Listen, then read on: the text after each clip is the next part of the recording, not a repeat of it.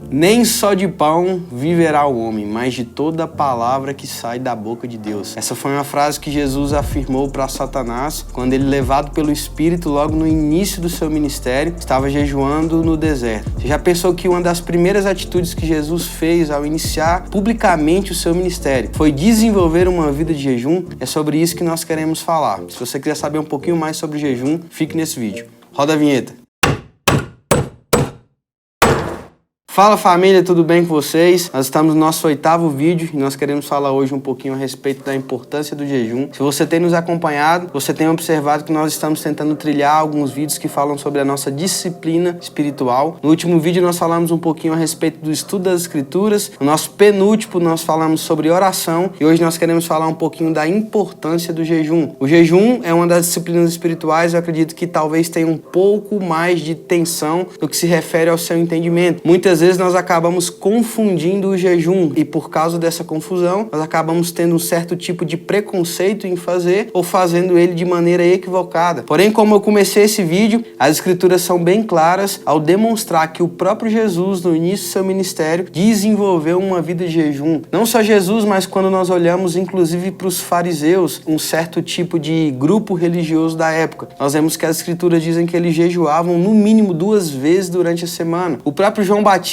nós vamos ver nos evangelhos, a Bíblia diz que ele jejuava sempre como uma maneira de preparar o caminho para o Senhor. Só que a gente às vezes olha para o jejum como uma maneira mais de negociar com Deus. Então a intenção é que talvez na falta de algo, a gente faça um jejum e Deus realize esse desejo. E a primeira coisa que eu queria te dizer é que o jejum não é uma maneira de mudar a Deus. O jejum não tem o interesse de alterar aquilo que Deus é, porque Deus é imutável. O jejum, na verdade, ele é uma maneira de nos mudar e deixar com que a gente seja mais suscetível à vontade de Deus. O apóstolo Paulo, quando escrevendo à igreja de Filipos, ele vai dizer que existiam muitas pessoas que viviam como inimigas da cruz de Cristo, porque tinham o seu ventre como seu próprio Deus. E obviamente que o apóstolo Paulo está falando do ventre como uma espécie de vontade, mas ao mesmo tempo o jejum é uma maneira de revelar para nós e de demonstrar para Deus que nós estamos dispostos a abrir mão das nossas vontades pessoais, do nosso anseio por comer e de alimentar o nosso corpo no intuito de tirar um período reservado para buscar a Deus. Uma outra coisa que o jejum não é uma dieta. O jejum não tem o intuito apenas de retirar a comida, mas de ser uma prática que nos incite também, juntamente com a abstenção de alimento, a retirar um período específico para que a gente possa buscar a Deus. Eu me lembro de muitos períodos da minha vida que eu jejuava, às vezes durante o dia, mas eu não conseguia tirar um momento para que eu pudesse buscar a Deus. Eu acabava que o meu jejum se tornava mais uma espécie de dieta do que de fato um momento específico para busca a Deus. Então o jejum também não é isso. Porém, eu queria falar de 3 maneiras objetivas para que nós possamos entender melhor como que o jejum funciona e quais os reais motivos que nos movem a fazer o jejum. E o primeiro motivo que nós queremos falar a respeito do porquê nós jejuamos é por causa daquilo que se encontra em Mateus, no capítulo 9 e no versículo 14. Eu queria ler com vocês. Então, os discípulos de João vieram perguntar-lhes: por que nós e os fariseus jejuamos, mas os teus discípulos não? Então Jesus respondeu: como pode os convidados do noivo ficar de luto enquanto o noivo está com eles? Virão dias quando o noivo lhes será tirado, e então jejuarão. Esse inclusive é um dos textos que algumas pessoas usam para dizer que o jejum é uma prática da antiga aliança, que os discípulos de Jesus não jejuariam, mas a realidade é que o texto está dizendo que os discípulos de Cristo naquela época, eles não estavam jejuando porque o próprio Cristo estava presente com ele. Ou seja, o primeiro motivo do porquê nós devemos jejuar é porque nós temos saudades do noivo, saudades de Jesus. A Bíblia é clara ao dizer que chegariam dias em que o noivo seria tirado e nesses dias nós jejuaremos. O jejum é uma maneira de que nós expressamos que nós estamos com saudade de ver novamente Jesus. O jejum é uma maneira de nós mostrarmos para o nosso corpo que nós ainda precisamos de fornecer para eles recursos físicos e materiais, porque ainda nós não temos um corpo glorificado, porque Cristo ainda não veio e restaurou todas as coisas. Então nós temos saudades desse dia. O próprio Jesus vai dizer, quando ele está pregando no Sermão do Monte, em Mateus, no capítulo 6, que quando nós jejuarmos, ou seja, Jesus esperava isso dos seus discípulos. Ele esperava com que uma vida de jejum fosse uma marca evidente daqueles que o seguiam, porque eles teriam saudade saudades daquele que para eles era tudo, no caso, o próprio Jesus. Então, esse é o primeiro motivo do porquê nós devemos jejuar, porque Jesus foi tirado e nós ansiamos para tê-lo de novo conosco. O segundo motivo do porquê nós devemos jejuar é porque nós queremos fortalecer, por intermédio do jejum, o nosso homem interior. O apóstolo Paulo, no capítulo 3, quando ele está escrevendo à igreja de Efésio, ele diz que ele ora para aquele povo, que ele está orando para que Deus os fortaleça no seu homem interior. E assim como o alimento físico e material, ele fortalece o nosso corpo, ele dá energia para que a gente possa viver. O jejum, que na verdade é a abstenção desses alimentos, eles nos fortalece no nosso espírito. O apóstolo Paulo, escrevendo aos Gálatas, ele vai dizer que dentro de nós existe uma briga interior para que a carne ou o espírito seja alimentado. De maneira que as obras da carne, elas guerreavam contra a obra, o fruto do espírito. E uma das maneiras que nós temos de fortalecer o nosso homem interior, para que a gente consiga se sentir sensível e voltado para Deus, é por intermédio do jejum. O jejum, como eu disse mais cedo nesse vídeo, ele não tem o interesse de mudar a Deus, mas de nos deixar sensíveis para ouvir a sua voz. O jejum faz com que o nosso interior se volte para Deus e não para todas as outras coisas que tentam roubar a nossa atenção. Por isso que o jejum deve ser praticado, porque ele é uma maneira de nos fazer voltarmos para Deus. E o terceiro motivo do porquê nós jejuamos é porque nós desejamos um empoderamento para testemunhar do reino de Deus. Olha só o que a Bíblia fala em Mateus, no capítulo 17, a partir do versículo 20. Porque a fé que vocês têm, isso é Jesus falando, é pequena. E eu asseguro que se vocês tiverem fé do tamanho de um grão de mostarda, poderão dizer a este monte, vá daqui para lá, e ele irá. Nada será impossível para vocês. Mas esta espécie só sai pela oração e pelo jejum. O contexto aqui é que Jesus estava no monte com alguns discípulos e outros discípulos estavam tentando expulsar o demônio de um filho de um rapaz. Só que os discípulos não estavam conseguindo expulsar esse demônio. Então Jesus chega, expulsa o demônio e os discípulos vão questionar a Jesus do porquê que eles não conseguiram. Jesus diz que aquela casta, que aquela espécie de demônio, ela só sairia por intermédio do jejum e da oração. O que me parece é que nesse texto Jesus está ligando o jejum com uma atração de poder que ele derramaria sobre a igreja para que ela pudesse testemunhar de maneira mais eficaz a respeito do seu reino. Quando nós olhamos, por exemplo, em Atos no capítulo 2, antes do grande derramamento de Pentecostes, ou no próprio Atos capítulo 4 e no capítulo 5, nós vamos ver que em diversos momentos as escrituras dizem que os discípulos estavam jejuando e orando. Enquanto eles jejuavam e oravam, algo ocorria que o Espírito de Deus era derramado e eles eram empoderados para o exercício da sua missão. Ou seja, nós jejuamos porque nós desejamos ser empoderados por Deus para realizar a sua missão. Mais uma vez, não como uma moeda de troca, mas como uma maneira de glorificar o seu nome a partir das nossas ações.